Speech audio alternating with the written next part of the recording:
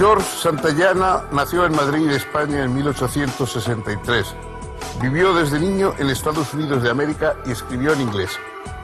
Afirmó que el único mundo es el natural y una única verdad que es la que se abre sobre ese mundo natural, pero a la vez explicó que este mundo contiene en sí la posibilidad de una vida espiritual que se vuelve hacia la belleza y la perfección en una actitud caritativa hacia todas las cosas y hacia nuestra propia condición.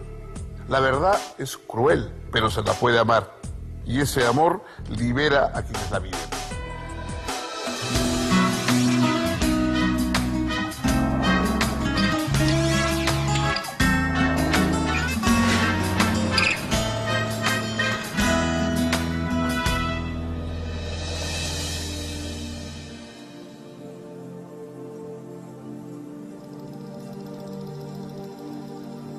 Amigas, amigos, ¿cómo les va? Bienvenidos. Vamos a dar otro paso en el camino de la serie de filósofos que han reflexionado y nos han ayudado a reflexionar sobre el mundo. Y hoy vamos a tratar un caso singular. Normalmente los filósofos ven una unión muy estrecha entre pensamiento y lenguaje, el lenguaje en el que lo expresan, ¿no? Algunos, como Martin Heidegger, han llegado a decir que solo se puede pensar en alemán, o que solo, en fin, han convertido su propia lengua, digamos, en requisito inexcusable para la filosofía.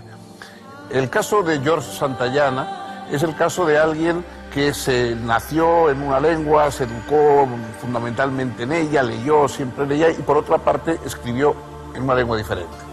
Santayana nació en Madrid, de padres españoles, pero por una serie de incidencias familiares, muy niño se trasladó a Boston y siguió su educación allí, y allí pues adoptó, cuando ya fue un joven, la lengua inglesa para expresarse.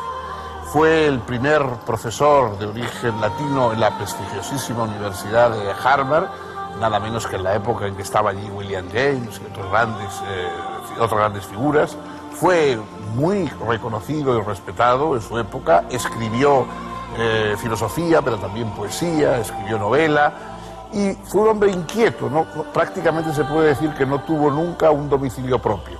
Cuando estaba en su plenitud como profesor en la Universidad de Harvard, que era una cosa de las más honrosas a las que se podía llegar académicamente hablando, renunció, simplemente dijo que él prefería ser un estudiante viajero que seguir allí dando clases. Se fue a Europa, vivió en Inglaterra durante bastante tiempo, donde se hizo amigo de Bertrand Russell y de otras personalidades, vivió en Francia, vivió en Italia y finalmente en Italia allí, cuando ya era mayor, pues entregó a las monjas azules de San Stefano Rotondo en Roma lo que le quedaba de su patrimonio y dijo que él se quedaba a vivir allí como un asilado voluntario entre las monjas, y allí pasó sus últimos años.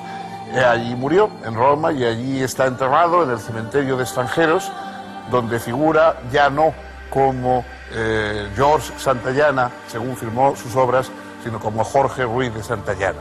Es curioso que este hombre, que jugó con su lengua inglesa y con su pensamiento no inglés, llegó a decir en un momento que su propósito era decir en inglés la mayor cantidad de cosas no inglesas posible.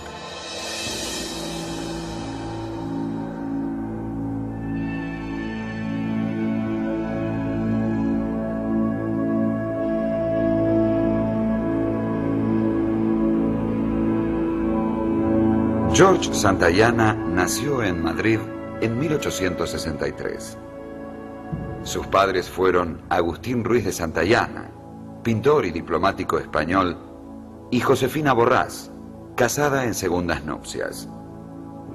En 1869, sus padres se separaron y su madre se trasladó a Boston con los 5 hijos de su primer matrimonio, quedando George con su padre hasta que en 1872 este lo llevó a que se reuniera con el resto de la familia, luego de lo cual regresó definitivamente a España. Santayana asistió a la Boston Latin School y luego al Harvard College, donde se licenció en 1886. Estudió luego en Berlín y en 1889 regresó a Harvard, obteniendo su doctorado y comenzando a dar clases de filosofía. Sin embargo, en 1912 abandonó la vida académica y fue a vivir a Europa. Residió en Inglaterra, Francia e Italia, donde finalmente murió en 1952.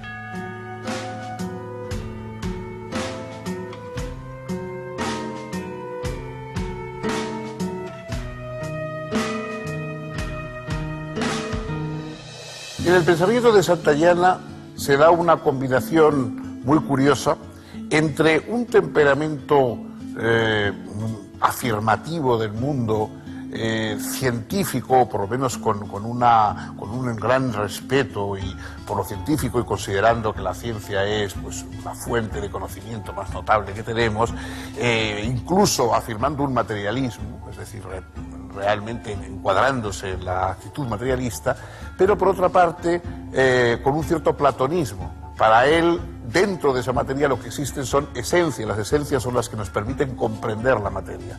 Las esencias de cada uno de los seres, de las cosas, de las cualidades, son lo que nos permite comprender lo que existe. Entonces, esa combinación entre el idealismo de esos reinos del ser, sobre el que él escribió, que es el desarrollo de esas esencias que parece que controlan la materia, y por otra parte la afirmación de la materia, hacen una combinación muy inusual y que es lo más característico y también lo más desconcertante, por qué no decirlo, de Santayana. Santayana es un autor que se lee con extraordinario agrado, era un enorme escritor y lleno de ingenio y de ironía, etcétera, mientras escribía, pero como apuntó maliciosamente Bertrand Russell, que fue su amigo, él lo lee con agrado, pero cuando ha leído 20 páginas, al final no sabe muy bien qué es lo que ha leído y tiene que volver a empezar de nuevo, porque verdaderamente es desconcertante. Quizá lo más interesante sea la distinción que hace en una obra célebre que él considera casi como una introducción a los reinos del ser, que se llama Entre el escepticismo y la fe animal. La fe animal es lo que necesitamos para vivir. Es decir, nosotros no vivimos constantemente poniendo en cuestión el mundo, poniendo en cuestión lo material, sino dándolo por hecho, dándolo por sentado, y gracias a eso nos comportamos, vivimos, nos relacionamos, amamos, odiamos, etc. En cambio, la inteligencia introduce un elemento negador. El escepticismo es poner en cuestión todo aquello que la fe animal ve como asentado.